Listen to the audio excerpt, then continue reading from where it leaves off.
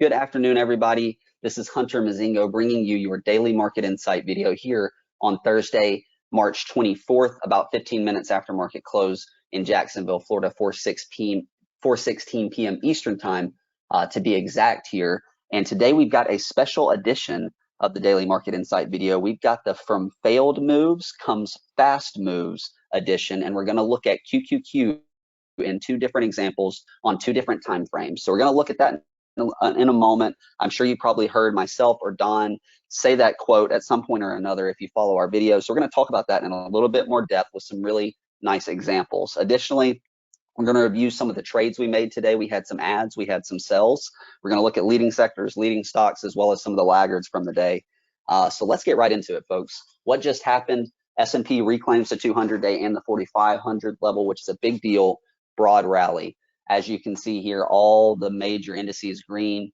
The G6 up about 1.5%, the S&P up about 1.5%, Q's up over 2.2%, Dow up about 1%, mid caps and small caps up a little over 1%, 60/40 up about 70 basis points, and Grotection up a little over 1.5% today. So as you can see, broad rally, not limited to just technology or just value stocks and what have you. Pretty much across the board, most of the major sectors were green today, so pretty strong action today following the weakness yesterday.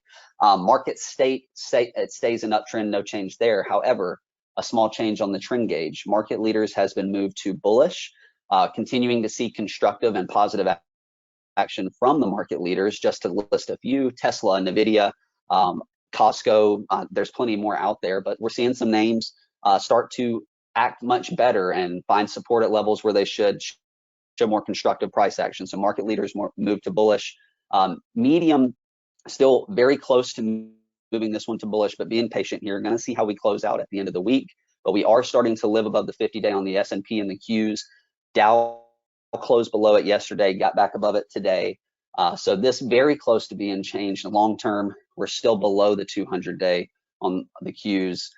So no change here yet, but again, we're making progress on both of these, the medium and the long term, starting to make a run at those moving averages potentially. So keep an eye on these. You could see, especially the medium, change relatively quickly if the positive action continues. So before we get to tail of the tape, let's quickly highlight Revere here and myself in the middle. If you have any questions, you want to know more about failed moves to fast moves or a certain stock I cover, whatever it is, just send me an email and I will happily respond, answer your questions, do whatever I can. If you want to know more about what we do, what our approach is, what our risk management strategy is, whatever the case may be, just send me an email or send anybody here an email, Dan, Tim, Merrill, or Don at revereasset.com. So let's get into the tail of the tape here. So headwinds, those remain.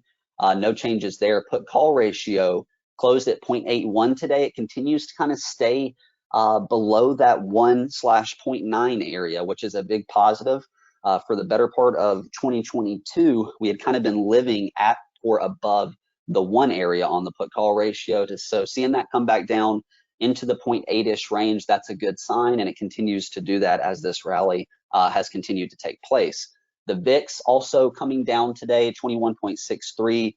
Back below that key 24 level, way off of those highs we were at just about a week or a week and a half ago, up in the 30s, almost near 40. So the VIX also coming down, which is what you want to see. Fear greed moving back up is now technically in the neutral area. Basically, the 45 to 55 area is going to qualify as neutral, but more or less still in that kind of mild fear to neutral range.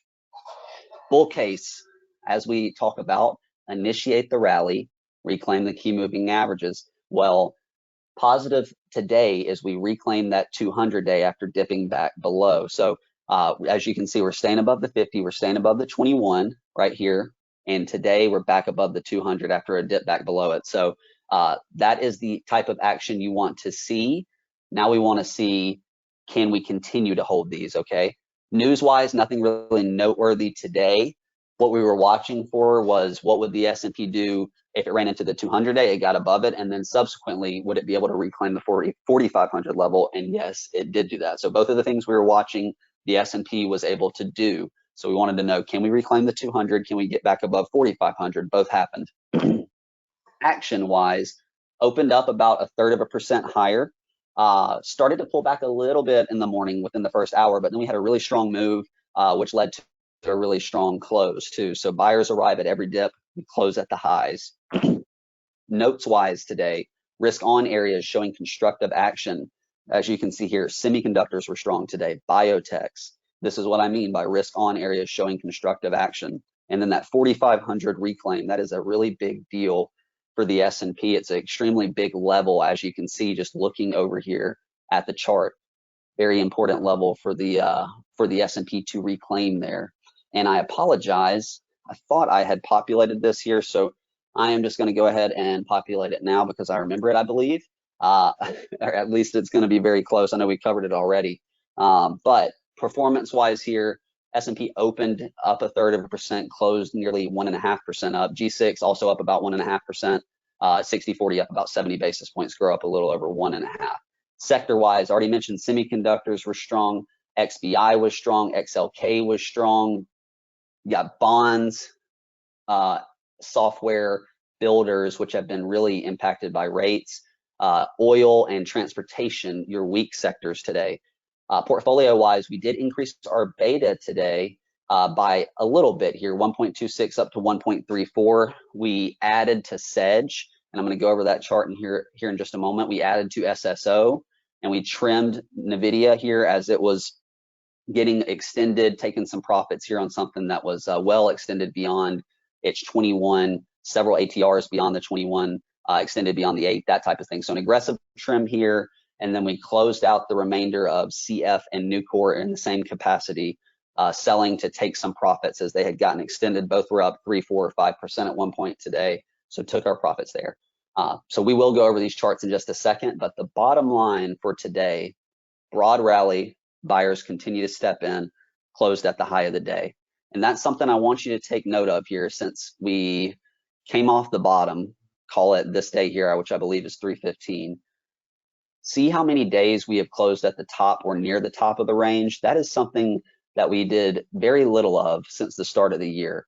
So I know we talk about changes in character, and I know I talk about them a good bit, but this is what I mean by seeing a change in character visually on a chart. So often since the beginning of the year, we closed at the bottom of the range, bottom of the range, bottom of the range, middle of the range, bottom of the range.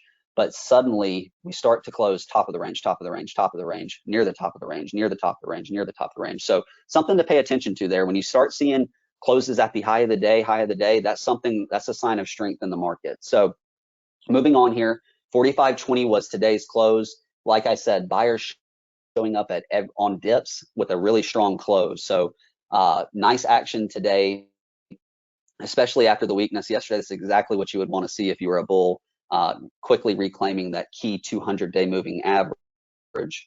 We do have the 21 EMA continuing to slope upwards back into this 50-day moving average almost, as you can see at 43.85, 50-day right here at 44.16. So really important to get back above this level and get back on this 1500 or above the 4500 level, above the 200-day. So that's probably enough on the S&P. As you can see, I am going to refresh this for you so that maybe it updates a little bit. There you go. You get the full candle, really strong finish right at the highs of the day.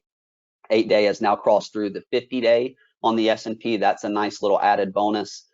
Possibly another little line in the sand before, if it were to come back down and possibly pull back to that 200-day. You want to see this 8-day come up and kind of be your friend and help maybe guide the trend higher. Moving forward here, the Qs, and this is where we're going to talk about failed moves into fast moves, and we're going to go through it pretty quickly, so bear with me here. Okay, so first, let's just talk about the action today.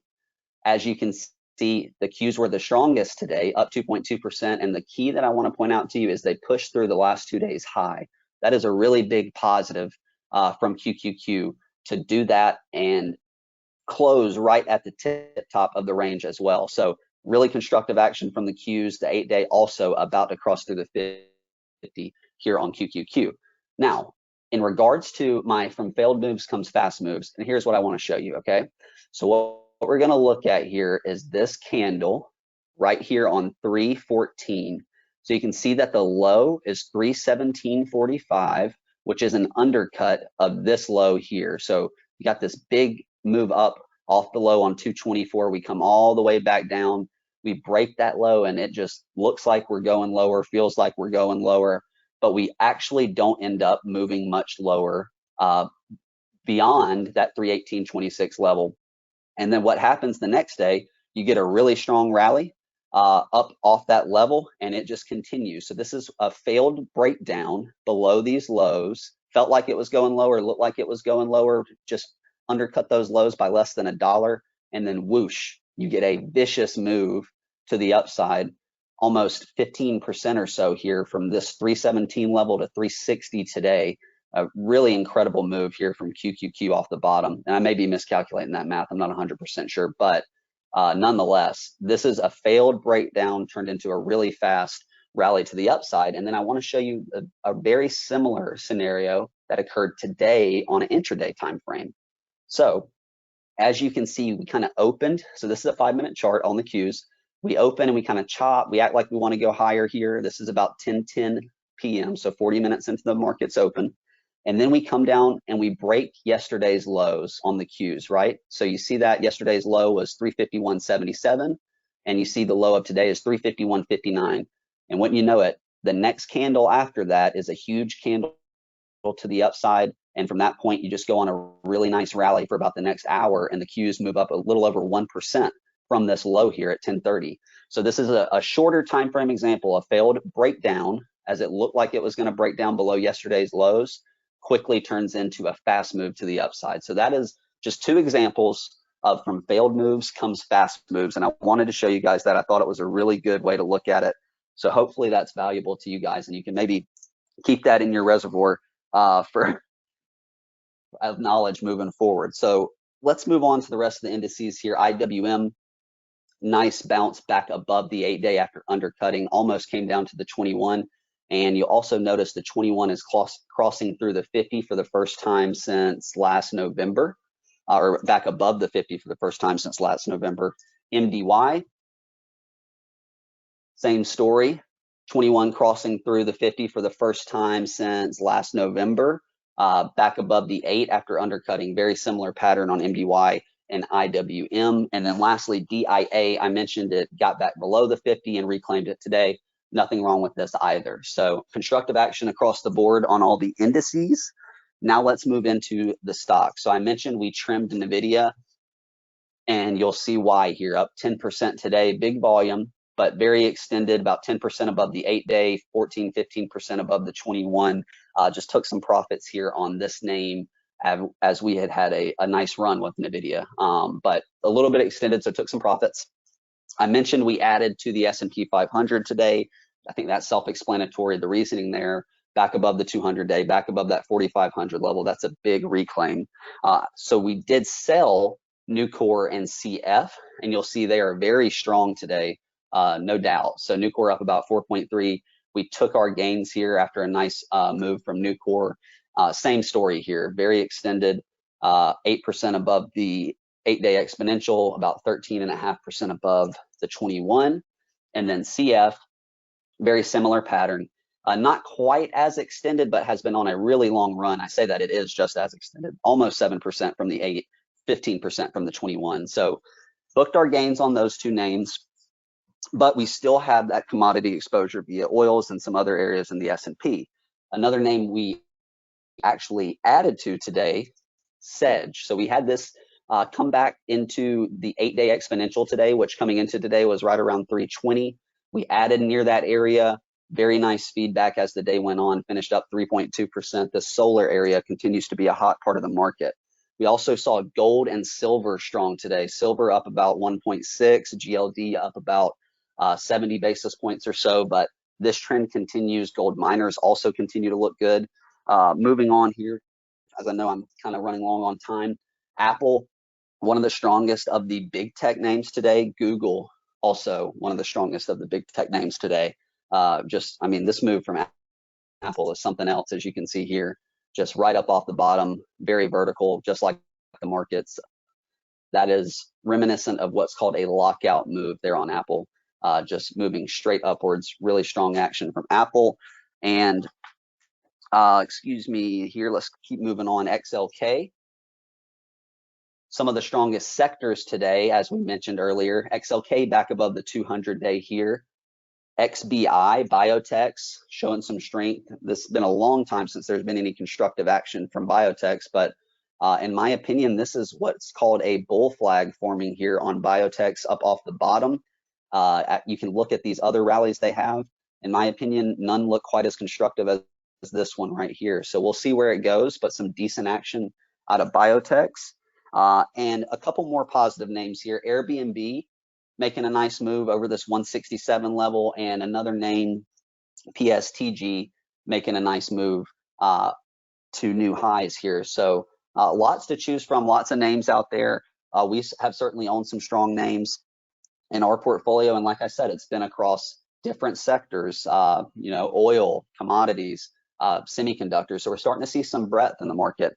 Some of the laggards from the day, Upstart, which had a really nice powerful hammer here, or reclaim after a downgrade, but has come all the way back to give most of that strong move up, sitting right here on the 50-day. But you can see there is some big volume here as this one has moved back up. But a laggard today nonetheless, as a lot of the higher beta, like more super speculative names, were laggards today. We also saw the shipping companies underperform today, but they have been major outperformers. So just one day of underperformance in the midst of a really strong uptrend here for shippers. As we mentioned on tail of the tape, oil's lagging a little bit, XLE basically flat, but you had the USO, the actual oil commodity itself, down slightly. And then last name here on the bad side of things, DAR was weak, but I say bad. What I want to point out here is this was a nasty looking candle yesterday and also looked really nasty today. However, this came back and reclaimed the 8-day. This is exactly what you want to see. This is a stock that was down 2-3% in the middle of the day and finished strong. So not necessarily a weak one, but this 80 level, very, very imperative. I know I've talked about this DAR. You see the cup and handle. It's gotten a little wild here. There's some pretty big volume on this one the last couple of days, but nasty candle yesterday, looked really nasty this morning, ended up finishing pretty strong here on DAR. So that is going to wrap it up. Actually, one thing I didn't cover, and I do want to highlight this for a quick second. ITB, home builders, not having a good go of it, and it's for one reason in particular. TNX continues to move higher. That is that 10-year note, as you can see, and that is bad juju for home builders. As this number goes up, home builders stocks seem to go down. So last thing I wanted to point out there. So that will wrap up the video. I hope you guys enjoy it. I'll see you on the podcast, and I'll see you again next Monday. Have a great weekend, everybody.